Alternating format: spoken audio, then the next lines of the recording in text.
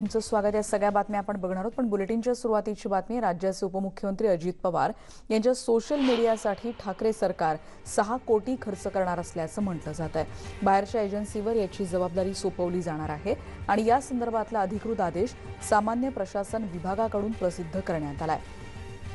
अजित पवार यांचं सचिवालय आणि माहिती जनसंपर्क महासंचालनालयासमोर चर्चा केल्यानंतर या एजन्सीची निवड केली जाईल अशी देखील माहिती कळते आहे आणि या अंतर्गत वार्षिक 6 कोटींच्या निधीची तरतूद शासकीय खर्चातून करण्यात आलेली आहे। त्यामुळे आताची एक महत्त्वाची बातमी, राज्य सरकारने या खर्चाला मंजुरी दिली आहे। इमेज बिल्डअपसाठीचा खर्च असल्याचं म्हटलं जात आहे।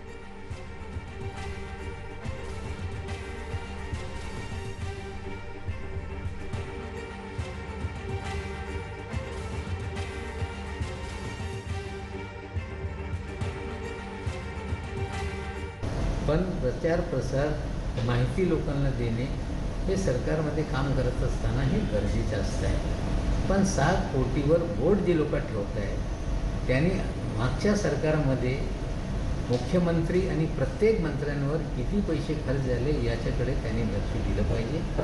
मला वाटतं ज्या पद्धतीने मोदी साहेब किंवा केंद्र सरकार असतील या प्रचार प्रसारासाठी पैसे खर्च करत आहे त्या तुलनेने हे काही जास्त नाही। नवाब मलिक यांनी याबद्दल दिलेली प्रतिक्रिया आपण बघितली, पण कोरोना नियंत्रणासाठी पैसे खर्च करण्यापेक्षा वायफळ उधळपट्टी सुरू आहे असा आरोप विधान परिषदेचे विरोधी पक्षनेते प्रवीण दरेकर यांनी केलाय।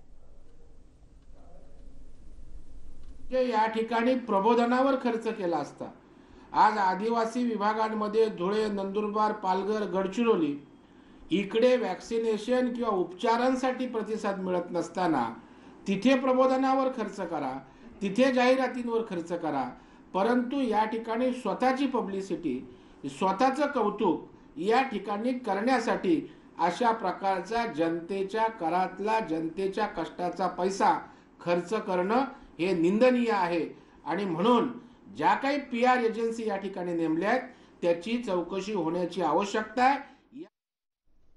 या बातमीवर या प्रतिक्रिया आपण बघितल्या आणि आता बातमी आहे लसींसंदर्भातली। देशात 2 लसींना परवानगी असताना मॉडर्ना लसीचं वितरण कसं काय सुरू आहे असा सवाल अल्पसंख्याक मंत्री नवाब मलिक यांनी केलाय। बघूया त्यांनी काय प्रश्न उपस्थित केलाय।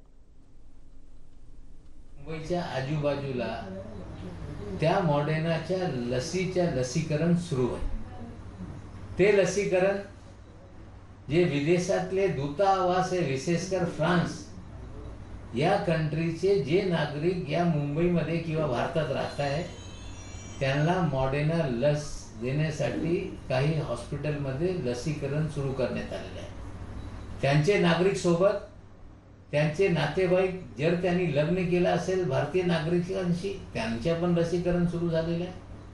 मग आता केंद्राकडे आमचे प्रश्न आहे की तुम्ही सांगताय की 3च लोकांना परवानगी आहे, पण मॉडर्नाचं लसीकरण या भारतात कुठल्या पद्धतीने सुरू झाला, विशेष परवानगी कशी दिली? तर मलिक यांचे हे आरोप हास्य